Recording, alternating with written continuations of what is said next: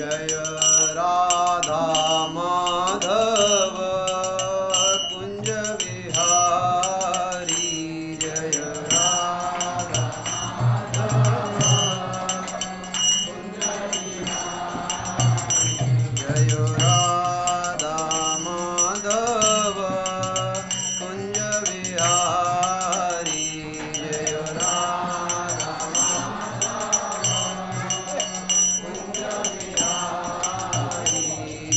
गोपी जन वल्लभ गिरिवरधारी जय गोपी जन वल्लभ गिरिवरधारी जय गोपी जन वल्लभ गिरिवरधारी जय गोपी जन वल्लभ गिरिवरधारी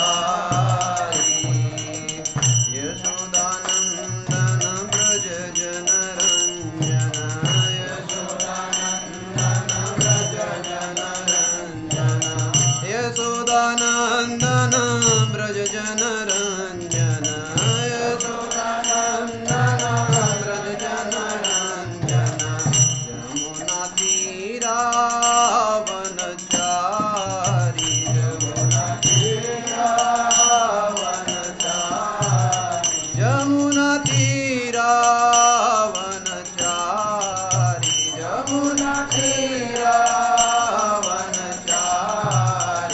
जय राधा माधव कुंज विहारी जय राधा माधव कुंज विहारी जय गोपी जन वल्लभ गिरिवरधारी जय गोपी जन वल्लभ गिरिवरधारी यशोदानंदन ब्रज जनरंजन यशोदानंदन ब्रज जनरंजन यमुना तीरावनचारी यमुना तीरावनचारी जय राधा माधव कुंज विहारी जय राधा माधव कुंज विहारी।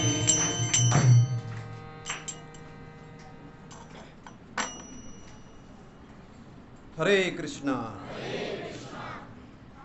तो आज नरसिंह चतुर्दशी के इस पावन अवसर पर आप सभी भक्तों का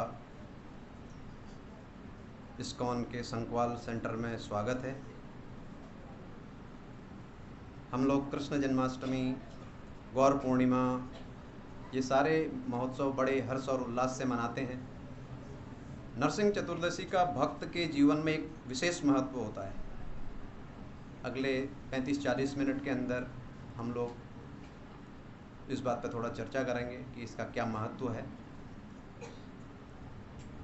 आप लोगों में से कितने लोगों ने आज निर्जला व्रत रखा है अभी तक? हाथ ऊपर करेंगे। तोड़ दी रखा था जितनों ने भी, और कितनों ने वैसे व्रत रखा था?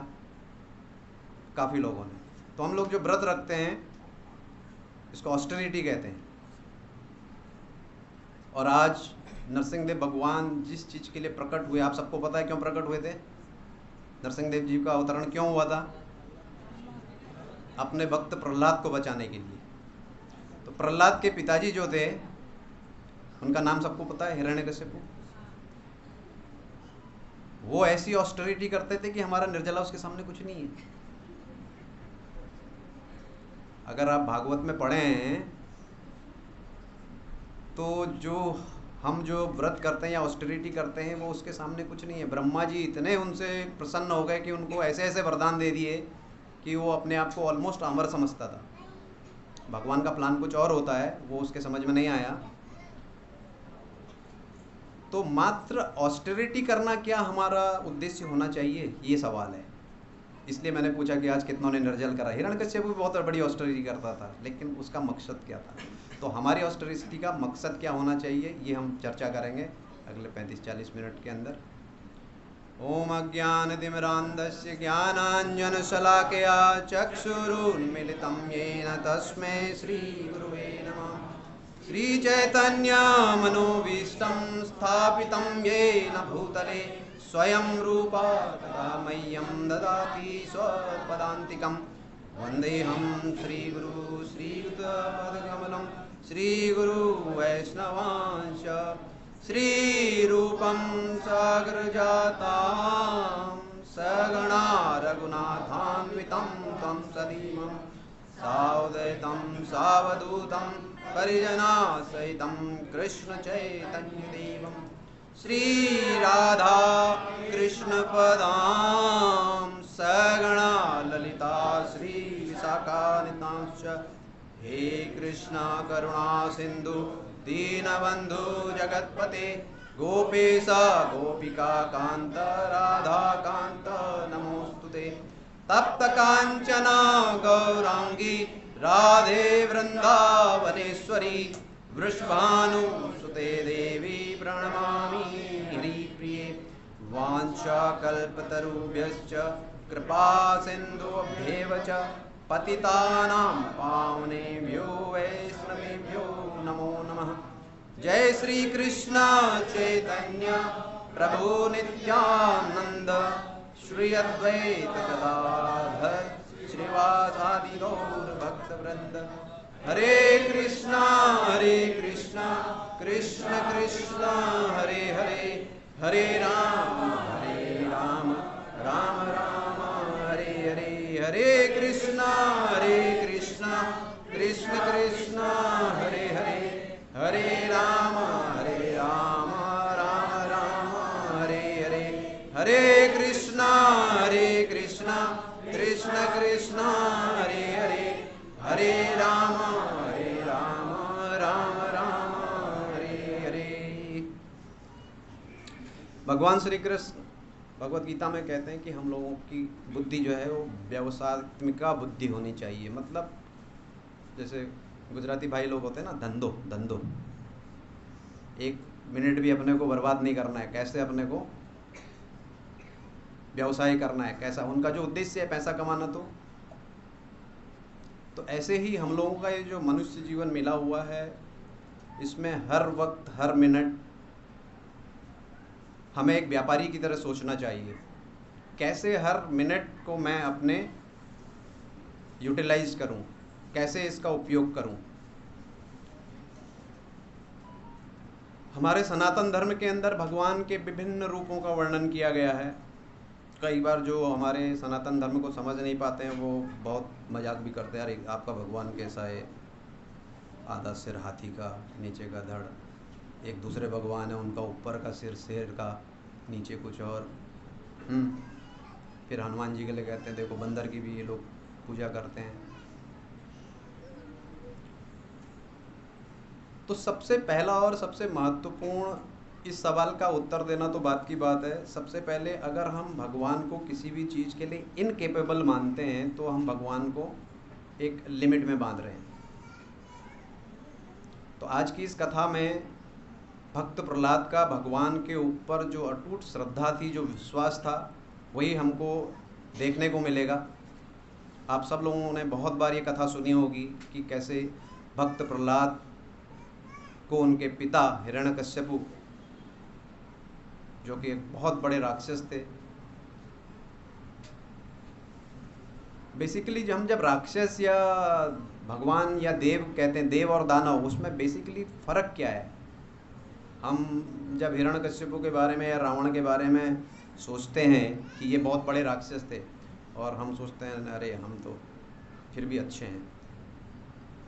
लेकिन अगर हम अपने भीतर झांकें तो ये कॉन्शियसनेस का फ़र्क है, मेंटलिटी का फ़र्क है। कोई ज़रूरी नहीं कि आपको रावण बनने के लिए 10 सिर चाहिए या हिरण्यकश्यपु बनने के लिए इतनी ताकत चाहिए जो आप हजारों साल तपस्या कर सकें। रावण मेंटलिटी बेसिकली क्या है, रावण क्या चाहता था? रावण सीता माता को चाहता था। सीता माता जी कौन है? लक्ष्मी है, श्री हैं। तो कहीं पे भी, कहीं ना कहीं हमारे हृदय में भी हम लोग श्री बहुत चाहते हैं, है ना। कोई ऐसा भी है जो श्री को पसंद नहीं करता है? लेकिन हमको भगवान नहीं चाहिए, श्री जितनी मिल जाए ठीक है। This is what is the Ravan mentality. Ravan कहीं ऐसा नहीं है कि जो दशहरे के दिन या उस दिन जलाते हैं या जिसके बारे में रामायण में लिखा हुआ है, ये हमारे अंदर भी है। इसी तरह से हिरण्यकश्यपु का क्या था? अहम, कि मेरे से बड़ा कोई नहीं है। उसका अपने पुत्र प्रहलाद के साथ कोई ऐसा झगड़ा नहीं था प्रॉपर्टी का कि यार ये प्रॉपर्टी मांग रहा है, अभी तो मैं बूढ़ा हो जाऊंगा, मेरा हॉस्पिटल का खर्चा कैसे उठेगा, सारा इसको दे दिया। तो ऐसा झगड़ा नहीं था अपने पुत्र के साथ में। उसका एक ही था, वो उससे पूछता था सबसे बड़ा कौन है, तो वो बोलते थे भगवान विष्णु है। बस यही, इसी से उसको छेड़ लगती थी। वो बोलता था आई एम द बेस्ट। इसीलिए उसने आई एम द बेस्ट करने के लिए क्या किया? ब्रह्मा जी की तपस्या करी। और आप सबको पता है उसने कैसे कैसे वरदान मांगे कि मेरी मृत्यु जमीन में भी ना हो, आसमान में भी ना हो, दिन में भी ना हो, रात में भी ना हो। और ब्रह्मा जी ने उसको तथास्तु भी कर दिया। लेकिन अगर भगवान ने किसी को मारना है तो आप 50 हजारों कंडीशन डाल दीजिए, वो ऐसा है कुछ ना कुछ रास्ता निकाल ही लेंगे कि आपको समाप्त कर देंगे, राक्षसी प्रवृत्ति। तो आज के इस पवित्र दिन में व्यवसायत्मिका बुद्धि रखते हुए हमें भगवान से क्या प्रार्थना करनी चाहिए, इसी पर हम आज चर्चा करेंगे। भगवान के बहुत सारे अवतार होते हैं। तो हमारे रूप गोस्वामी जी लघु भागवतम के अंदर बताते हैं भगवान के लीला अवतारों में 2 अवतार बहुत जो लोगों को प्रिय होते हैं। वो राम अवतार, उसका कारण अपनी सुंदरता के कारण, और नरसिंह अवतार उनके ताकत के कारण। भौतिक जगत और आध्यात्मिक जगत में जो एक डिफरेंस है, वहाँ पर भगवान रसास्वादन करते हैं, रसों का। वहाँ अभी जैसे आपने सुना होगा भगवान का नाम रणछोड़ भी है। भगवान को कोई हरा नहीं सकता, लेकिन एक उस रस का आस्वादन करने के लिए वो युद्ध से भागते भी हैं और उनका नाम रणछोड़ भी पड़ जाता है। वरना भगवान को कोई हरा सकता है क्या? नहीं हरा सकता। तो इसी तरीके से जब भगवान, अभी किसी कंपनी का, भगवान सब कुछ कर सकते हैं, लेकिन एक उनकी लिमिटेशन आ जाती है। क्या? अब कोई कंपनी का सीईओ है, वो क्या करता है? सारे लोग उसको रिपोर्ट करते हैं नीचे से, एजीएम जीएम को जीएम, डायरेक्टर को डायरेक्टर, सीईओ को। अब सीईओ किसको रिपोर्ट करेगा? उसके रिपोर्ट करने के लिए समझो सीईओ ही मालिक भी है, वो किसको रिपोर्ट करेगा? किसी को रिपोर्ट नहीं कर सकता। तो जब भक्त लोग भगवान की पूजा करते हैं या उनकी भक्ति करते हैं तो उन्हें बहुत आनंद आता है। जब भगवान देखते हैं यार ये मेरी भक्ति करके इतना आनंद कर ले रहा है, इस आनंद को चखने के लिए भगवान चैतन्य महाप्रभु के रूप में इस युग में आते हैं। आज की इस नरसिंह चतुर्दशी में प्रहलाद महाराज और नरसिंहदेव भगवान के बारे में चर्चा करते हुए हम देखेंगे कि इस युग में, क्योंकि कई एक बार लोगों को लगता है अरे ये तो सतयुग की बात है, ये तो त्रेता युग की बात है, ये तो द्वापर युग की बात है, कलयुग में क्या है? तो आज की इस चर्चा में हम लोग जब आगे बढ़ेंगे कथा में तो हम ये भी देखेंगे कि अभी 500 550 साल पहले कैसे इसी मूड को रखते हुए भगवान ने अपने भक्तों का उद्धार किया। जैसा मैं ऑलमोस्ट हर लेक्चर में बताता हूँ, हम लोग सनातन धर्म कहते हैं, लेकिन सनातन धर्म है क्या? सनातन धर्म, जब प्रहलाद के सामने भगवान प्रकट हो गए तो भगवान ने उनसे पूछा कि प्रहलाद बताओ तुम्हें क्या चाहिए? तो क्या कहा होगा प्रहलाद ने? ठीक है, अभी तो पिताजी मर गए, सारी प्रॉपर्टी मेरी। ऐसा ही कहा? क्या कहा प्रहलाद महाराज ने? प्रहलाद महाराज ने कहा कि भगवान मेरे हृदय में आपके प्रति भक्ति करने से रोकने की कोई भी अगर चेष्टा होती है तो आप उसको समाधान करें, उसको समाप्त करें। ये उन्होंने मांगा। यही सनातन धर्म है, भगवान की सेवा करना, दासा अनुदास। अगर आपसे कोई पूछे सनातन धर्म क्या है मनुष्य का, जीव का सनातन धर्म सिर्फ एक है, भगवान की और भगवान के सेवकों की सेवा करना। दासा अनुदास मतलब जो भगवान के डायरेक्टली नौकर बनना भी एक बहुत बड़ी पोजीशन है। ये मत समझिए कि भगवान की सेवा ऐसे सीधे मिल जाएगी, नहीं। वहाँ पहुँचने के लिए पहले आपको भगवान के सेवकों की सेवा करनी पड़ेगी, तब आप उस स्थिति में पहुँच सकते हैं जहाँ आप भगवान का सीधे सेवा कर पाएँ। आप किसी भी लीला में देख लीजिए, भगवान की डायरेक्ट सेवा करने वाले कुछ ही लोग होते थे, बाकी उनकी सेवा करते थे। तो जब प्रहलाद महाराज को उन्होंने ये चीज़ पूछा, और प्रहलाद महाराज ने और दूसरी चीज़ उनसे मांगी कि आप कृपया करके मेरे पिताजी का भी उद्धार कर दीजिए। नहीं तो अभी कहते नहीं नहीं, आपने तो पिताजी का वध कर दिया, पुलिस बुला के 302 दफ़ा इनके ऊपर लगाओ। प्रहलाद महाराज ने ऐसा नहीं कहा। प्रहलाद महाराज को मालूम था कि अगर भगवान के हाथ से किसी की मृत्यु भी हो जाती है तो उसका भी उद्धार हो जाता है। भगवत गीता में हमें इस चीज़ का वर्णन मिलता है। युद्ध के समय जब लोग मर रहे थे, कौरव की सेना, पांडव की सेना, पांडवों की सेना से अगर कोई मर के भगवान के अंदर जा रहा है तो वो बात समझ में आती है। युधिष्ठिर महाराज ने देखा कि कौरवों की सेना के लोग जो बड़े बड़े योद्धा हैं, मृत्यु के बाद उनकी आत्मा भगवान में समा जा रही है, तो वो थोड़ा सा संशय में आ गए। उन्होंने कहा प्रभु ये क्या है, ये तो आपसे लड़ रहे थे और ये भी आपके अंदर प्रविष्ट हो रहे हैं। उनको पता था पांडव जो हैं भगवान के बहुत बड़े भक्त थे, उन्हें सब पता था, फिर भी संशय हम लोगों के, हम जैसे जीवों का उद्धार करने के लिए ये सब प्रश्न होते हैं।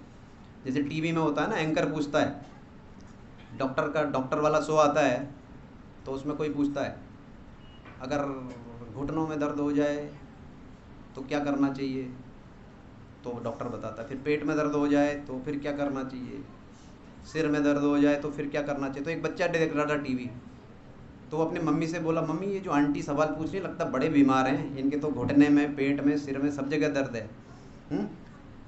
तो ये चीज़ हमें समझनी होगी। भगवत गीता के अंदर में अर्जुन ने या युधिष्ठिर ने, जितने भी नित्य सिद्ध हैं, इन्होंने जो सवाल पूछे हैं वो अपने लिए नहीं, हम जैसे लोगों के लिए आने वाले समय कलयुग में हम लोगों को ऐसे डाउट होने वाले हैं, उनको पता है, इसलिए वो सारे सवाल पहले ही पूछ के वहाँ लिपिबद्ध कर गए। हमें सिर्फ अब उसको पढ़ना है और समझना है।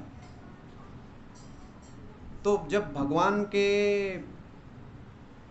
जैसा मैंने बताया कि जीव का जो सनातन धर्म है वो है दासानुदास, भगवान का हमेशा दास रहना है। ऐसे ही भगवान का भी सनातन धर्म मैंने बताया कल पर, लास्ट संडे के लेक्चर में मैंने बताया था। क्या है भगवान का सनातन धर्म? कि भगवान भक्त वत्सल हैं, ये भगवान का सनातन धर्म है, भक्त वत्सल हैं।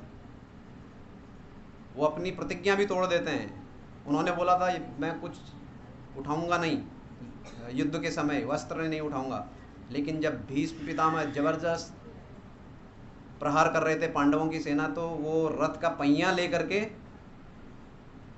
भीष्म पितामह पर आक्रमण करने चलेगा। और जब भीष्म पितामह ने देखा तो भीष्म पितामह ने सरेंडर कर दिया। उन्होंने कहा बस प्रभु आपका यही रूप मैं देखना चाहता था।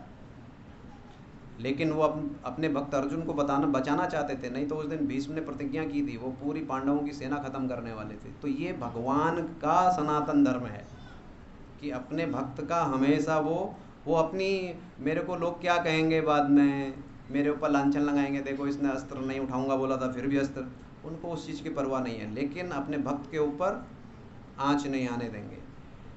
तो एक बार परम पूज्य राधा गोविंद महाराज को एक भक्त ने पूछा, उन्होंने कहा महाराज जब मैं भगवान की इस बात के बारे में सुनता हूँ कि भगवान बहुत बड़े भक्त वत्सल हैं तो मेरे को डिप्रेशन हो जाता है। उन्होंने कहा अच्छा ऐसा क्यों भाई, ये तो भगवान का सनातन धर्म है, भक्तों की रक्षा करते हैं, तो आपको तो खुशी होनी चाहिए इस चीज़ से। उन्होंने कहा वो तो ठीक है, लेकिन वो भक्त वत्सल है, मैं तो भक्ति नहीं हूँ। आज हम लोग ये कह सकते हैं कि हम लोग भक्त हैं, मंदिर आ रहे हैं, तिलक लगा रहे हैं, कंठी माला पहन रहे हैं, धोती और कुर्ता पहन रखा है, व्यासासन पर बैठे हैं, प्रवचन दे रहे हैं। ये सब बाहरी आवरणों से कोई भक्त नहीं होता।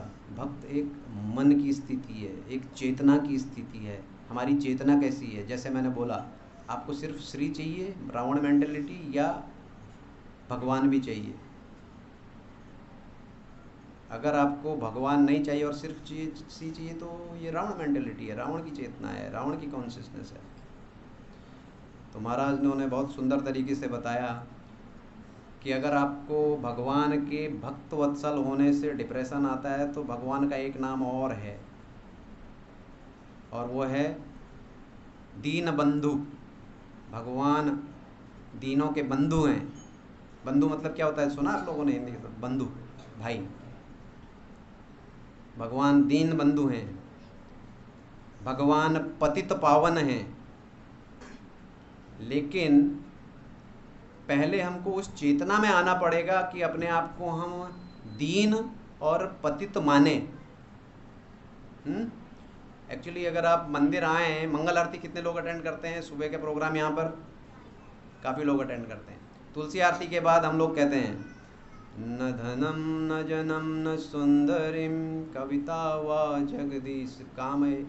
अगर इसी का कोई अर्थ बता दे, और बचपन में हम लोग गाते थे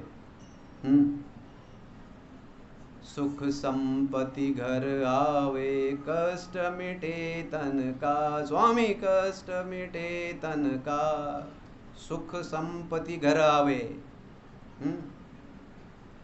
और उसमें से भगवान को कितना देना है वो मालूम नहीं।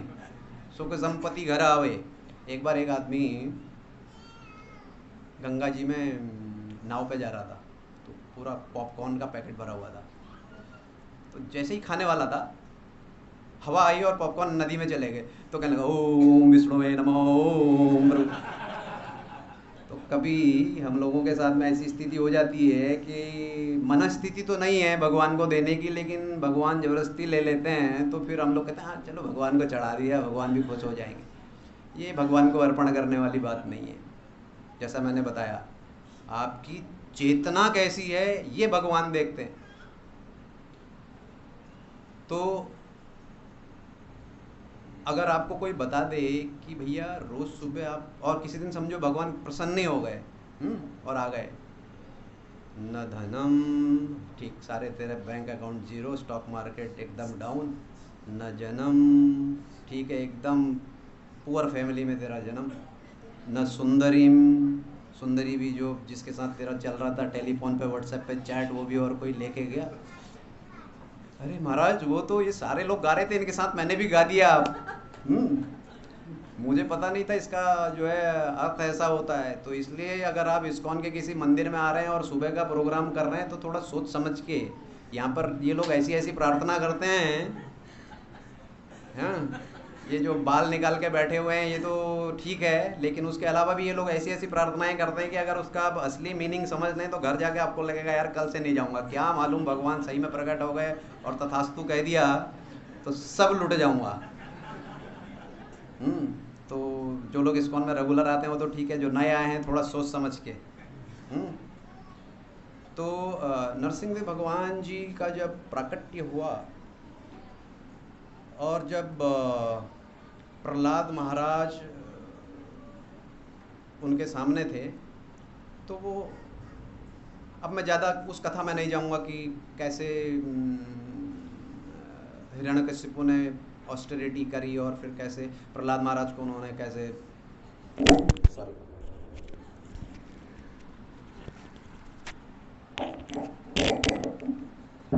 उसके पिताजी को प्रहलाद पाव खाने की इच्छा हुई। हम लोग वड़ा पाव खाते ना, वड़ा तलते ना, ऐसे प्रहलाद को ही तल दिया, तलते ऑयल में, उबलते ऑयल में।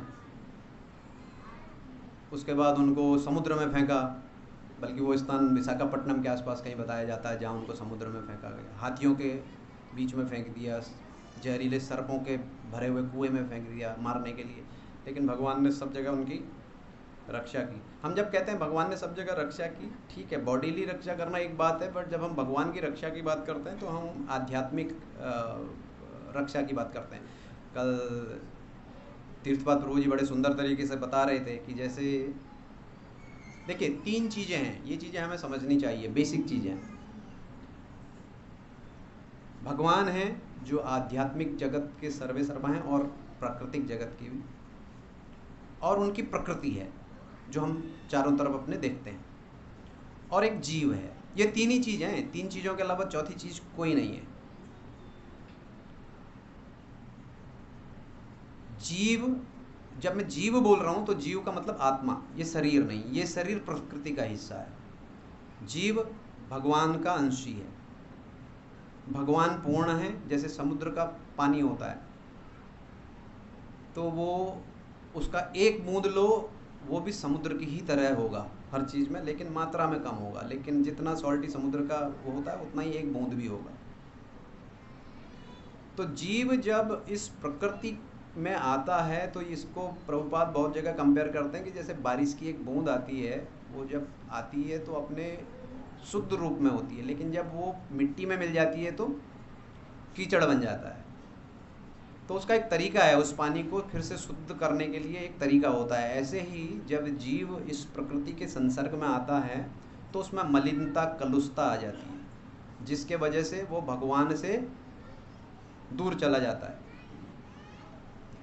तीर्थपाद प्रभु जी बहुत एक सुंदर भजन गाते हैं, भोलिया तुम्हारे संसारे आसिया, what is the second line, पे नाना विष व्यथा, कि आपको भूल के मैं इस संसार में आ गया और यहाँ पर तरह तरह के, ये भक्ति विनोद ठाकुर का लिखा हुआ है शायद, हाँ कितना सुंदर है। देखिए भक्ति विनोद ठाकुर जो इतने बड़े आचार्य हैं वो कह रहे हैं, भोलिया तुम्हारे, मैं जो है भगवान आपको भूल चुका हूँ और इस संसार में आकर के नाना प्रकार के विष पी करके व्यथाओं में पड़ा हुआ हूँ। तो ये जो मैंने 3 बेसिक चीज़ें बताई, भगवान जो कि शुद्ध आध्यात्मिक वस्तु हैं, प्रकृति जो जड़ है लेकिन उसमें भगवान अपना करंट डाल के, अंश डाल के उसको चेतन बना के रखते हैं, इसीलिए हम लोगों को तटस्थता शक्ति कहा जाता है। हम लोग प्रकृति की तरफ भी जा सकते हैं और भगवान की तरफ भी जा सकते हैं, डिपेंड करता है कि आप किसके एसोसिएशन में ज़्यादा रह रहे हैं। यदि आप भगवान के भक्तों के एसोसिएशन में ज़्यादा रह रहे हैं तो आप भगवत उन्मुख होंगे, अध्यात्म की तरफ जाएंगे। और अगर आप प्रकृति या जड़ चीज़ों के संपर्क में ज़्यादा रहेंगे, सुबह से शाम तक स्टॉक मार्केट देखेंगे, तो आप फिर प्रकृति में ही ज़्यादा उलझे रहेंगे। तो आज के इस सुंदर पर्व पर, नरसिंह चतुर्दशी, भगवान के अपीयरेंस वाले डे पे, हम लोगों को आज यही मेडिटेट करना चाहिए। कथा तो खैर है ही कि कैसे भगवान अपीयर हुए, उसके बाद हमारे आचार्य बताते हैं, जैसा मैंने बताया कि आध्यात्मिक जगत में रसों का आदान प्रदान बहुत ज़्यादा होता है। तो जब रसों का आदान प्रदान होता है तो चर्चा आती है कि जब भगवान प्रहलाद से पूछते हैं कि जो तू ये भगवान के ऊपर भगवान भगवान भगवान कह रहा है, ये कहाँ है भगवान? तो बताते हैं भगवान तो सब जगह हैं। तो हिरण्यकश्यपु अपने महल के एक स्तंभ पर इशारा करके कहते हैं कि क्या ये भगवान, तेरा भगवान इस स्तंभ के अंदर भी है? तो प्रहलाद महाराज सोचते नहीं है कि यार बोलूं नहीं बोलूं, झूठ पकड़ा गया तो, ऐसा सोचते नहीं है, एकदम फुल कन्विक्शन के साथ कहते हैं हाँ है, भगवान उसके अंदर भी हैं। तो यहाँ पर आचार्य लोग बहुत सुंदर इसकी व्याख्या करते हैं कि ये रस आस्वादन करने वाली बात है कि उस समय पर भगवान, वहाँ पर जो महल था उसमें हजारों स्तंभ थे, भगवान एक स्तंभ से दूसरे स्तंभ में, दूसरे स्तंभ से तीसरे स्तंभ में ऐसे जंप मार रहे हैं, क्या मालूम कौन से वाले पे अंगुली कर दे ये।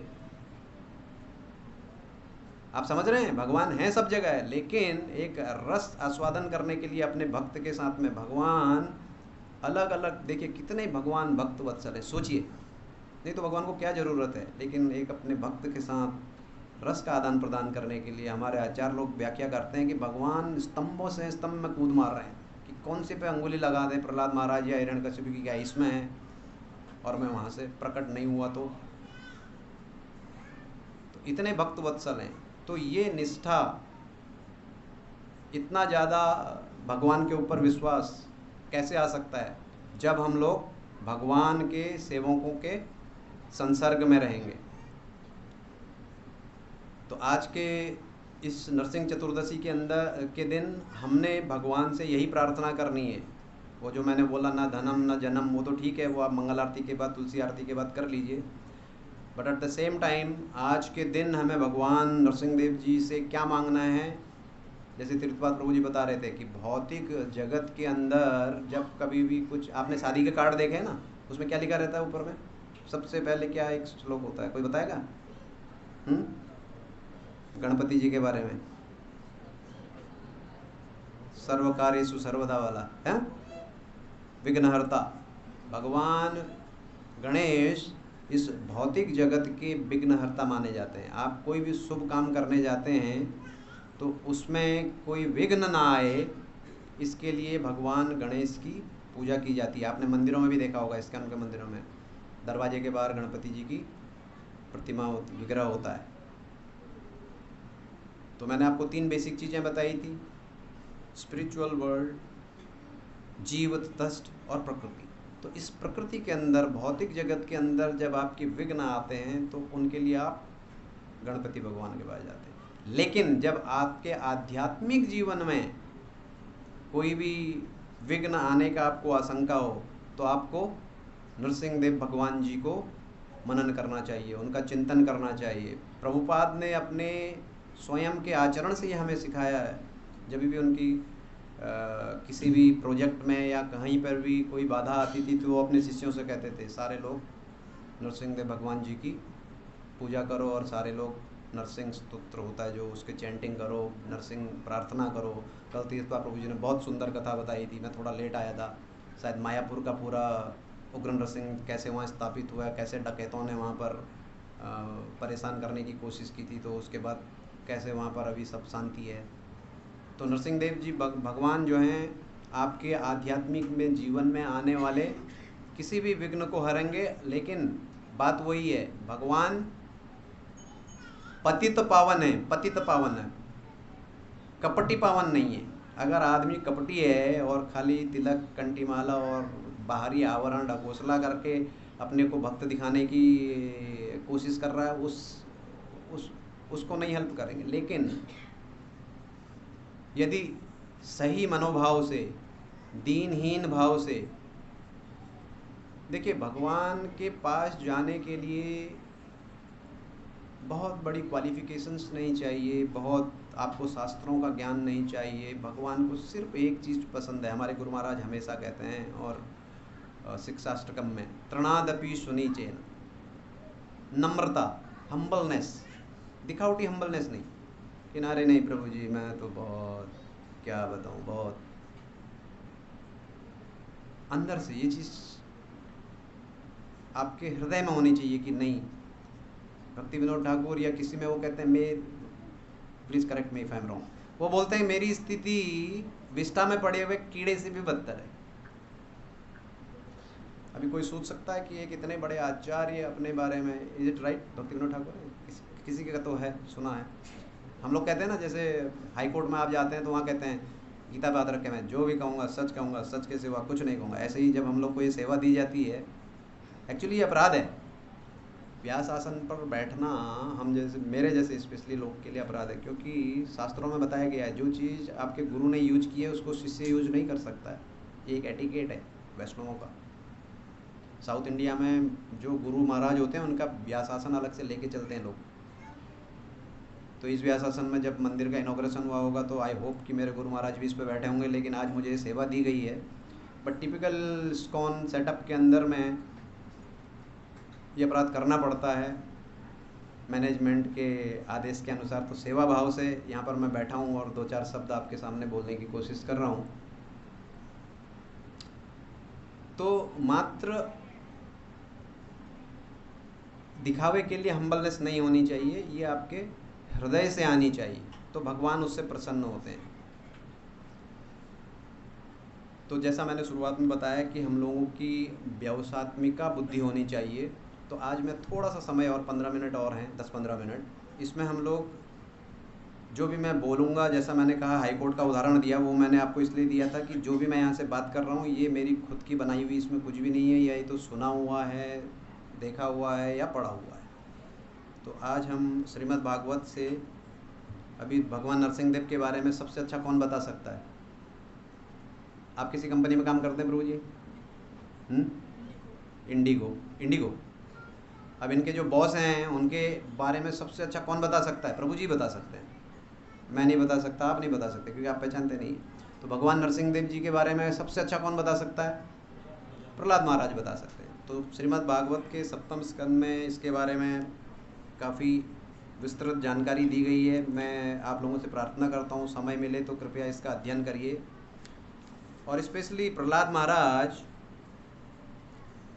ऐसे भक्त थे, इसमें भी बड़ा कन्फ्यूजन है। क्या हो गया था कि जब प्रहलाद महाराज अपनी माँ के गर्भ में थे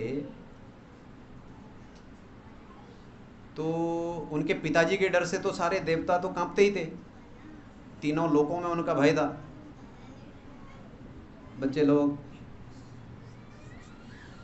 तो अभी जैसे नया नया आईफोन आता ना, अभी कौन सा चल रहा लेटेस्ट? 14-15 पहुंच गया कि नहीं? अच्छा, 13 प्रो मैक्स लेटेस्ट है। ऐसे ही देवताओं को भी लगा बाप रे हिरण्यकश्यपु ऐसा, इसका बच्चा आएगा तो वो कैसा होगा। सारे देवताओं, वो तो नेक्स्ट वर्जन है, अगला लेवल। तो सारे देवताओं की हिरण्यकश्यपु ने हालत ख़राब की हुई थी। जैसे उनको पता लगा कि कयादु, इनकी माँ का नाम था, कि वो प्रेग्नेंट हैं, तो सारे देवताओं ने कयादु जी का अपहरण कर लिया। उन्होंने कहा लेटेस्ट वर्जन को बाहर नहीं आने देना है। देवता भी कभी कभी ऐसे काम करते हैं, लेकिन ठीक है, उनका सोचना ये था कि ये जो है भगवान की सेवा में बाधा डालेगा। लेकिन जब वो कयादु जी का अपहरण कर लेते हैं तो देवता लोग आके कहते हैं कि अरे भाई ये तो महाभागवत है, भगवान का बहुत बड़ा भक्त होने वाला है, तो इसको आप टच नहीं कर सकते। तो नारद जी के कहने पर फिर कयादु जी को छोड़ दिया जाता है और फिर प्रहलाद महाराज का जन्म होता है। तो ये देवता लोग भी कंफ्यूज हो जाते हैं कभी कभी। सोनोग्राफी नहीं होगी उस टाइम पे तो उतना अच्छे से पता नहीं चल पाया होगा। हम लोग प्रहलाद महाराज ने के बारे में भागवत में क्या कहा गया है और उन्होंने कैसे शिक्षा दी। तो प्रहलाद महाराज तो जब अपनी माँ के गर्भ में तभी से भागवत सुन रहे थे, तो उनका एक बहुत सुंदर श्लोक है जो मुझे अच्छा लगता है। जैसे मैंने बोला कि अल्टीमेटली कोई भी आप चीज़ मनाते हैं, करते हैं, मेरे लिए क्या, हम लोग को थोड़ा लोभी होना चाहिए। एक्चुअली काम, क्रोध, मद, मोह, लोभ, मत्सर, ये जो षड रिपु जिनको हम बोलते हैं, प्रभुपाद अपनी किताबों में बहुत जगह लिखते हैं कि इनका भी एक पॉजिटिव यूज़ है। अभी देखिए क्रोध, नरसिंह देव भगवान जी ने क्रोध किया ना, अगर क्रोध नहीं करते तो वो अपना वो ऐसा रूप दिखाते। बाकी लोग जो दुराचारी हैं, जो भगवान के नियमों का पालन नहीं करना चाहते हैं, उनको उनमें क्रोध दिख रहा था। लेकिन जो भगवान का भक्त हैं उनको तो बहुत सुंदर लग रहा था। प्रहलाद महाराज को तो भगवान ने सिर पे हाथ रखा, उनको अपनी गोद में बिठा के अपनी जीभ से चाटा, ऐसा बताते हैं हमारे आचार्य लोग शास्त्रों में।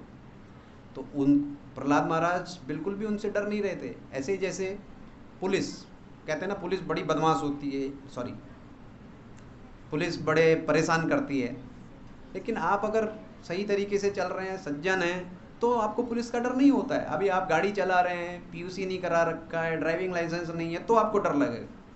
अगर आपके यहाँ पीयूसी है, इंश्योरेंस है, गाड़ी के कागज़ बराबर है, तो आपको क्यों डर लगेगा। तो ऐसे ही है, प्रहलाद महाराज बड़े आराम से उनके सामने थे। और जब इवन ब्रह्मा जी, लक्ष्मी जी, शिव जी को बोलते हैं वैष्णवा नाम यथा संभो, कोई भी उनका गुस्सा ही नहीं शांत करवा पा रहा है। इतने गुस्से में हिरण्यकश्यप को फाड़ के उसकी आंतें हैं एकदम सर्जरी, लाइफ सर्जरी, आंतें गले में डाल के, बड़ा उनका फिरोशियस रूप था, कोई समझा ही नहीं पा रहा। तो लास्ट में ब्रह्मा जी ने प्रहलाद महाराज से कहा कि आप ही शांत करा पाएंगे और कोई शांत करा नहीं पाएगा। उसके बाद प्रहलाद महाराज बहुत सारी प्रार्थनाएं करते हैं। प्रहलाद महाराज क्या प्रार्थनाएं करते हैं उसके बारे में हमने थोड़ी चर्चा कर ली। लेकिन प्रहलाद महाराज जब छोटे थे तो वो अपने मित्रों को क्या सीख देते थे और हमने उस सीख से क्या लेना चाहिए। तो भागवत में एक बहुत बड़ा सुंदर श्लोक है, मैं बोलूँगा और आप लोग रिपीट करने की कोशिश करिएगा। तत्प्रयासो न कर्तव्यो, तत्प्रयासो न कर्तव्यो, यथायुर्वय परम, यथायुर्वय परम, न तथा विन्दते क्षेमं न तथा विन्दते क्षेमं मुकुन्दं चरणाम्बुजं मुकुन्दं चरणाम्बुजं तत्प्रयासो न कर्तव्यो यथायुर्वयपरं तत्प्रयासो न कर्तव्यो यथायुर्वयपरं न तथा विन्दते क्षेमं मुकुन्दं चरणाम्बुजं। तो इसमें क्या कह रहे हैं प्रहलाद महाराज, इसको हम लोग शब्द और भावार्थ बाय हिज डिवाइन ग्रेस ऐसी भक्ति वेदांत स्वामी श्रील प्रभुपाद की जय। तत् उस काम तथा अर्थ, ये बहुत रिलेवेंट है आज के समय में, इसलिए इसमें बहुत सारे श्लोक हैं। मैंने एक पर्टिकुलर श्लोक इसीलिए चूज किया क्योंकि हम लोगों के मन में, स्पेशली गृहस्थों के मन में ये बहुत बार संशय आता है, यार 2 घंटा चैंटिंग करना है, 2 घंटा भी वो जो 16 राउंड कर रहे हैं, और किसी ने अगर राउंड बढ़ा दिए हैं सिंसियरली तो उसको और समय लगेगा, तो ये भी करना है।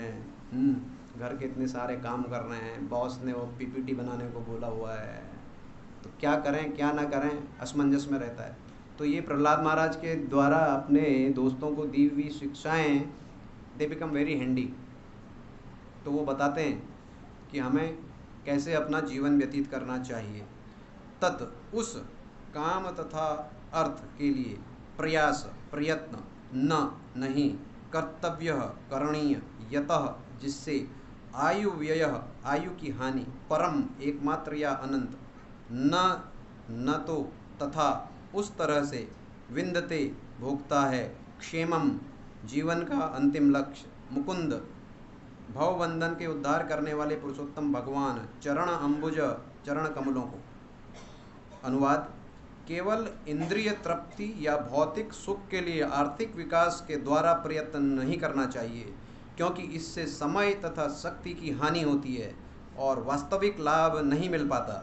यदि कोई कृष्ण भावनामृत को लक्ष्य बनाकर प्रयत्न करे तो वह निश्चित रूप से आत्म साक्षात्कार के आध्यात्मिक पद को प्राप्त कर सकता है। आर्थिक विकास में अपने आप को संलग्न रखने से कोई ऐसा लाभ प्राप्त नहीं होता। उस समय स्टॉक मार्केट नहीं थी, फिर भी बता के चले गए। तभी देखो,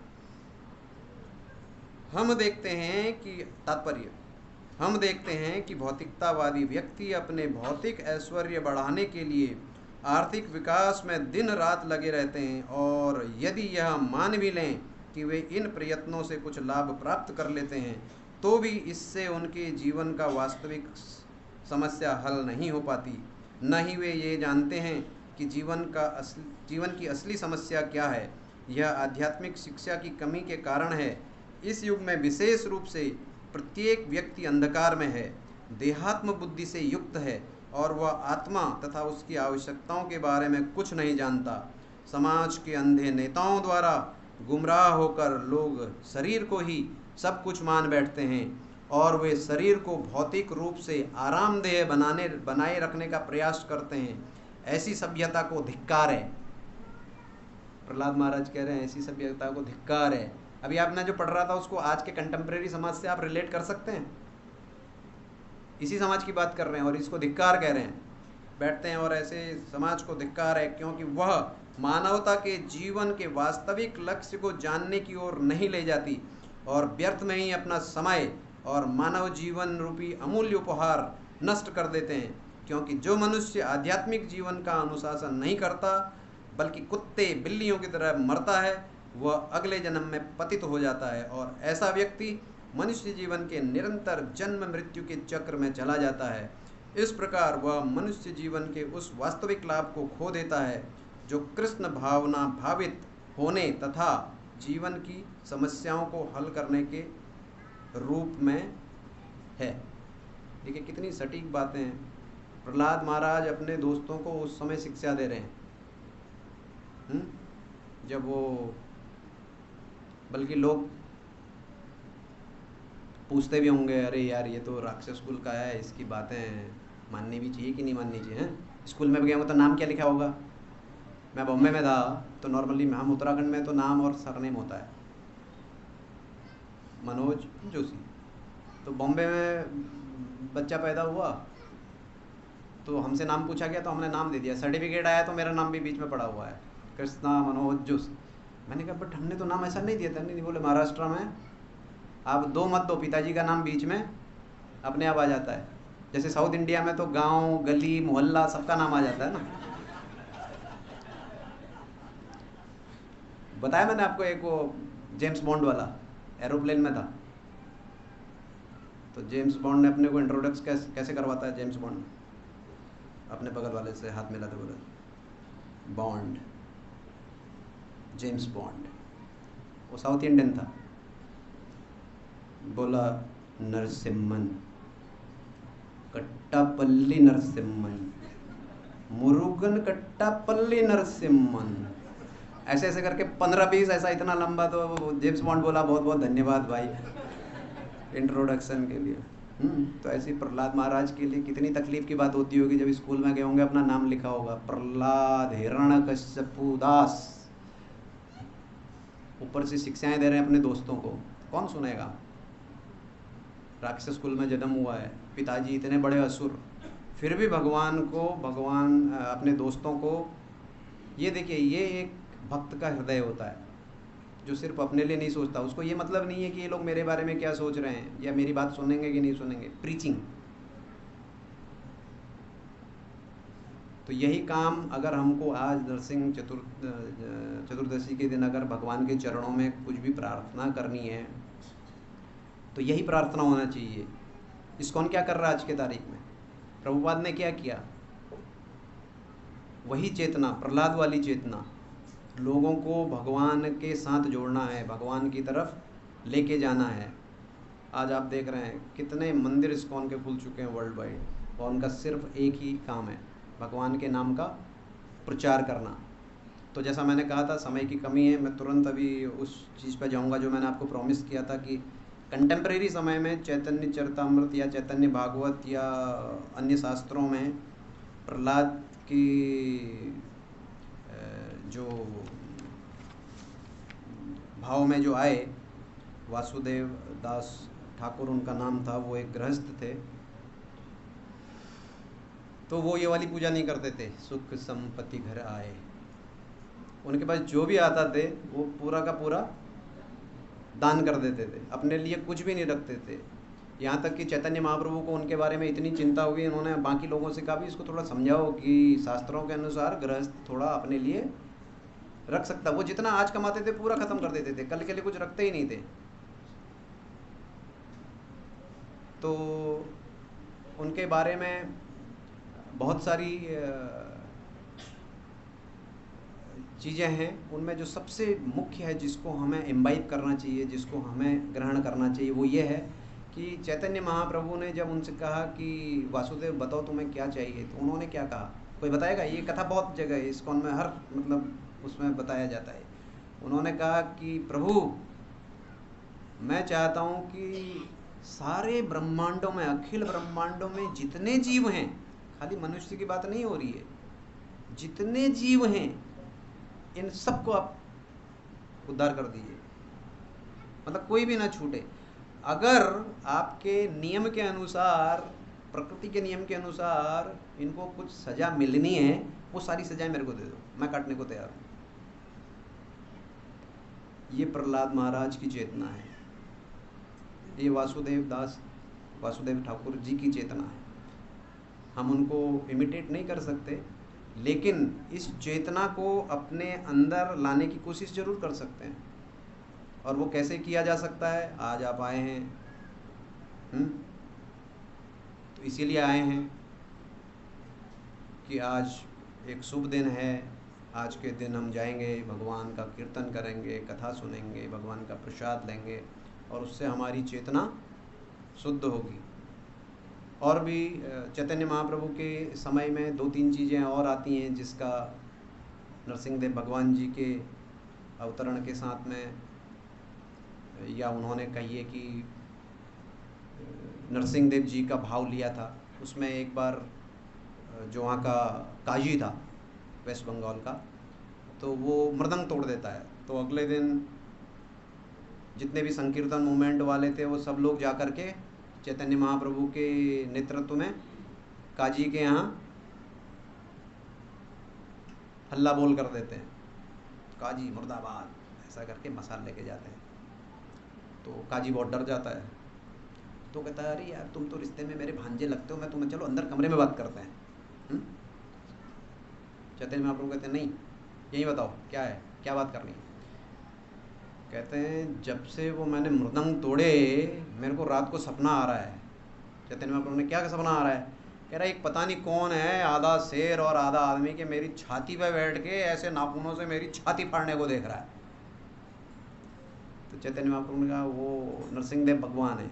अब अगर तुमने संकीर्तन में, हालांकि नरसिंहदेव भगवान, चैतन्य महाप्रभु, जगन्नाथ, इनमें कोई फ़र्क नहीं है, वही है। अगर आप पढ़ेंगे चैतन्य भागवत या सुनेंगे लेक्चर तो उनमें बहुत जगह पे बताया जाता है। चैतन्य महाप्रभु ने भी अपना नरसिंह रूप दिखाया।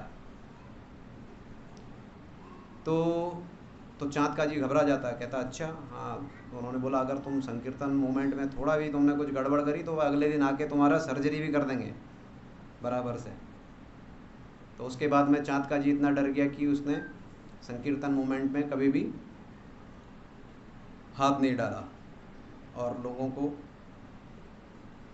आराम से संकीर्तन करने दिया। तो आज 9 बज गया है, मैं समय ज़्यादा नहीं लूँगा। तो आज के इस पवित्र दिन में हम लोगों को अपने मन की गहराइयों से देखना चाहिए कि क्या हमारे अंदर हिरण्यकश्यप वाली मेंटलिटी या चेतना तो नहीं है, रावण वाली चेतना तो नहीं है कि हम भगवान के बिना श्री का या लक्ष्मी जी का को चाहते हैं और भगवान को नहीं चाहते हैं। प्रहलाद महाराज की हमने सुंदर शिक्षा पढ़ी कि उन्होंने अपने दोस्तों से क्या कहा। तो इन शिक्षाओं को ध्यान में रखते हुए भगवान के चरणों में आज के दिन हमारी यही प्रार्थना होनी चाहिए कि भगवान मेरे आध्यात्मिक जीवन में आने वाली किसी भी कठिनाई का आप समाधान करें और मुझे इस पथ पर आगे बढ़ने दें। क्योंकि देख लीजिए ये जीवन बहुत, एक बार अगर हाथ से निकल गया, आप ऊपर से अपनी डेड बॉडी को देख रहे होंगे, आँखों से आंसू आ रहे होंगे कि भगवान एक बार और मेरे को चांस दे दो, मैं कैसे भी अब की बार ये गलती नहीं करूँगी। तो वो 84 लाख में घूमना पड़ेगा, कीड़ा मच्छर सब बनना पड़ेगा। इसलिए मानव जीवन को इतना लाइटली मत लीजिए, बिल्कुल क्षणभंगुर है। हमारे आचार्य लोग बताते हैं जीवन टलमल, कमल जल दल जीवन टलमल। कमल के पत्ते पे रखी हुई एक जो बूंद है वो कितनी अस्थिर होती है। आपने देखा है एक वो पत्ता होता है जो बरसात में बहुत सा हो जाता है, वो उसकी सब्जी भी खाते हैं एक बार, वो ऐसा करके पहले वो रोल जैसा होता है फिर खुलता है ऐसा, वैसा ही कमल का पत्ता भी होता है। उसके ऊपर कभी पानी रखिए आप, ऐसे ऐसे ऐसे ऐसे हिलता है, थोड़ा आप असुविधा हो गया तो फट से नीचे गिर जाएगा। जिसने कमल नहीं देखा है, क्योंकि कमल देखने का मौका नहीं मिल रहा, इसलिए मैं आपको बता रहा हूँ। गोवा में बहुत होता है, सड़कों के किनारे भी होता है। वो 2 तरीके का होता है, एक विशैला और एक नॉर्मल, लोग सब्जी भी खाते हैं उसकी। क्या नाम है उसका है? हाँ, जो भी आप समझ गए। तो उसका पत्ता देखिए, उसमें पानी कितना अस्थिर होता है। ये जीवन उतना ही अस्थिर है। थोड़ी सी हवा लगी, थोड़ा सा गाड़ी ऐसे हुई, डिवाइडर पे चढ़ी और फिनिश। ये कब किसके साथ कब क्या हो जाए, तो मैं हमेशा कहता हूँ अमृत बूटी खा के कोई नहीं आया है हम में से। इस कमरे के अंदर जितने बैठे हैं, जिनका जन्म हुआ मृत्यु अवश्य होगी। उसके पहले हमें क्या करना है, अगर ये चीज़ अभी समझ में नहीं आई तो बाद में ऊपर से रोके कुछ फ़ायदा नहीं होने वाला है। भगवान कहेंगे बेटा इतना बढ़िया तेरे को चांस दिया था, वो तूने मिस कर दिया। अब ये 84 लाख के चक्कर में जा, उसके बाद जब अगर कर्म अच्छे होंगे तो